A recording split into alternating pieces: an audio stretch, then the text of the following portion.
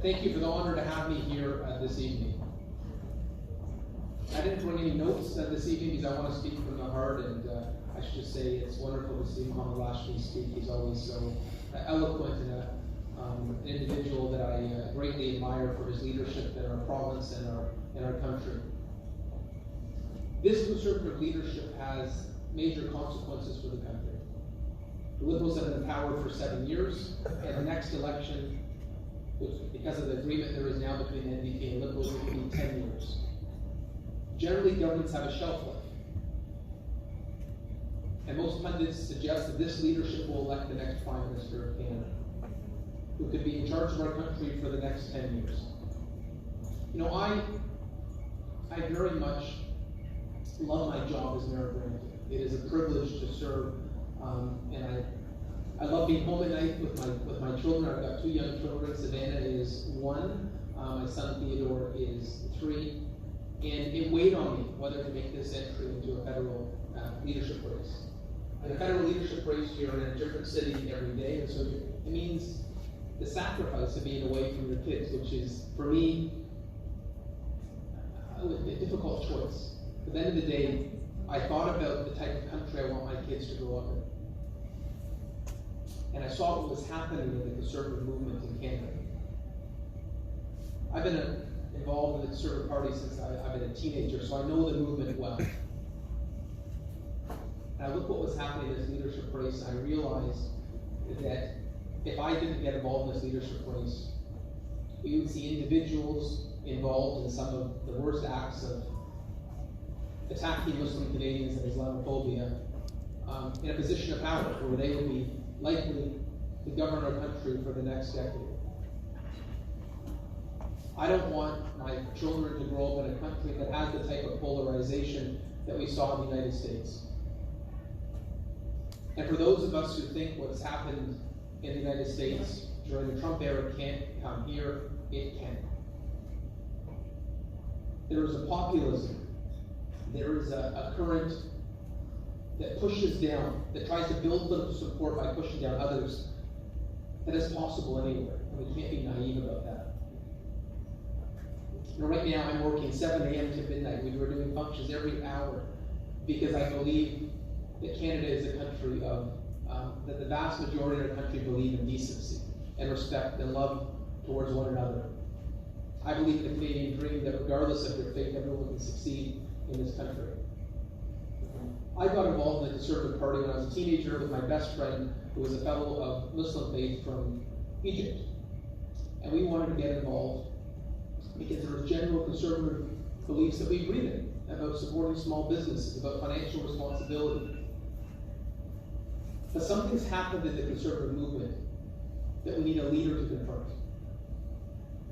The right wing in Canada has a problem with Islamophobia. Let's call a spade a spade.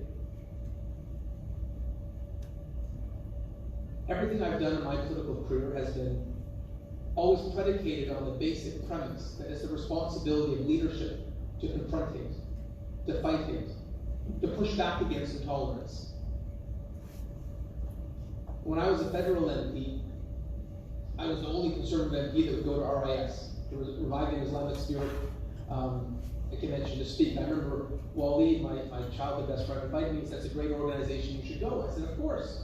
I remember being told by senior officials in the government, "Oh, you're not allowed to go." I'm not allowed to go. I went anyways. I remember doing work with Islamic Relief Canada, being told, "Don't work with that organization." There was this element in the conservative movement that was at odds with the Muslim community, and I was bewildered by it. Now, growing up with a friend of Muslim faith, I saw that his family, they just wanted to see him do well. It was a faith of love. His family wanted the same things that my family wanted, so I could never understand this current of hate against the Muslim community.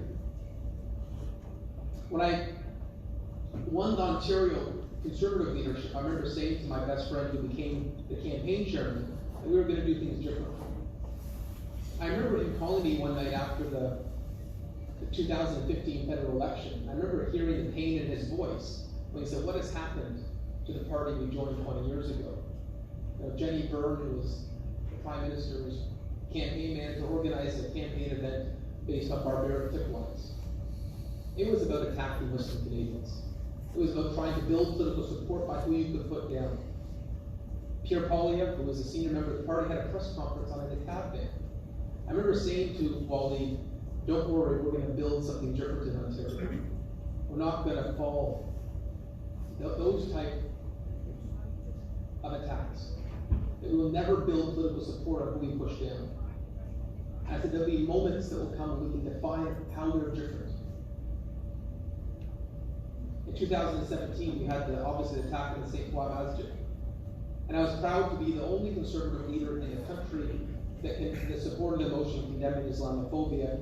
Because for me, it was clear. Hate is hate is hate. And you can't simply change your mind because it's hate against one thing. Leadership is what sets the direction of a political party.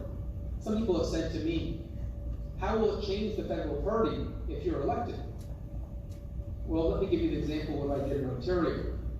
During that vote on Islamophobia in Ontario, every member of the federal Conservative Party, except for two, voted against condemning Islamophobia. Pierre Poilievre and other leading conservatives were there saying that Islamophobia doesn't exist. For me, I thought of my friends in the Muslim community who I know share their pain, the reality of Islamophobia that exists in our country. So I went into our caucus room and I told our caucus, I'm going into the legislature, I'm going to condemn Islamophobia, and we're going to vote for the Liberal motion condemning Islamophobia, and you have a choice. You can stand with me in condemning hate, or there's the door. The type of party that I'm going to build is always going to be based on condemning hate against any faith, and I have no room, no tolerance for anyone that's going to try to build political support by putting others down. Every member of the Conservative Party,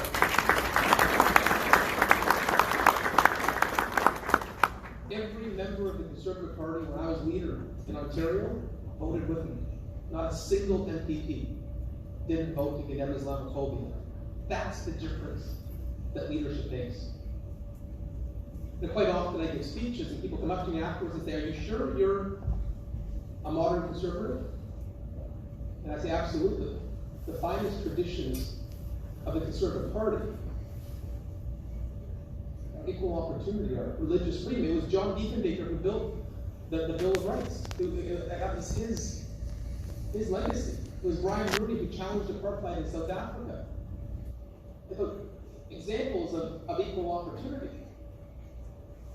I've seen the beauty in the Muslim community. I volunteered for the Muslim Welfare Centers and saw the work they do helping the less fortunate. I went to Lebanon to volunteer for Islamic Relief Canada when we're dealing with the Syrian refugee crisis. The more time you spend with the Muslim community, the more you realize the love that is the Muslim faith. The challenge we have in this country, there are some opinions on the screen that present misinformation. I think of the Ezra Levants and the rebel medias. And I called them out. I said I will not do interviews with organizations that preach hate and Islamophobia.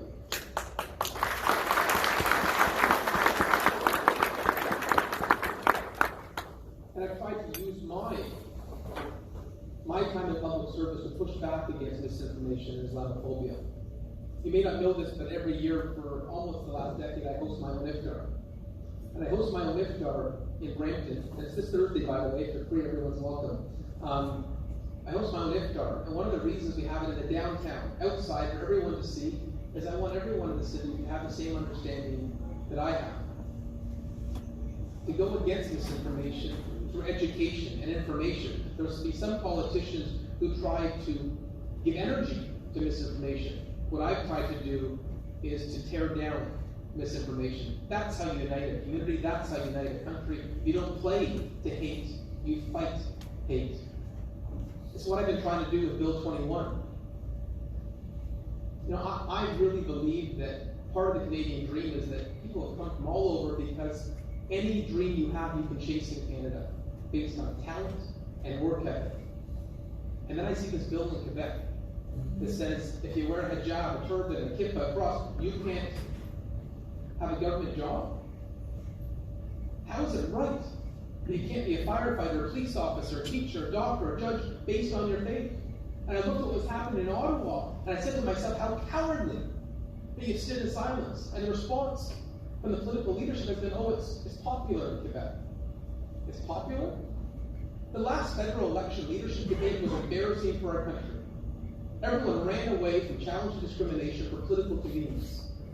Since when are we a country that trades foundational values for votes? I believe if you stand on the right side of history, those will follow. And in Quebec right now, it's an attack on religious freedom, it's an attack on our charter, and we need leaders who will not run away, but they'll stand up for it. And to hear politics of this country saying he will not intervene and he'll replicate the Bloc Québécois position, how can you say you're for freedom but not include religious freedom? You're not in favor of freedom if you don't defend religious freedom.